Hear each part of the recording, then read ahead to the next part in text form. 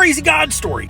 Years ago, when God led me to start a non-profit mechanic company where my full-time job was fixing cars for broke people for free, I didn't have the experience or the resources to do something like that. I had no idea how I'd be able to fund that business, but God let me know if I would just step out in faith into what he was calling me to, that he'd provide everything I needed. For example, one time I had this guy named Scott that called me up and he said, "Hey, me and my wife are trying to help out the single mom. The transmission in her car is bad. If we buy it, will you replace it for free?" I was like, "Absolutely." So I was over there changing the transmission. Scott was talking to me and he said, "So what church do you work at?" And I was like, I don't. He was shocked. Him and his wife thought that I was a pastor full-time and that I fixed cars for people on the side just as a way to help people out.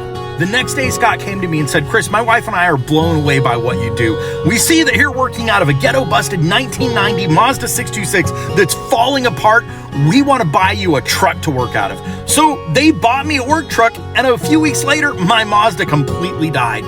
When God led me to start that business and I said yes to him, he didn't provide everything that I thought I needed up front.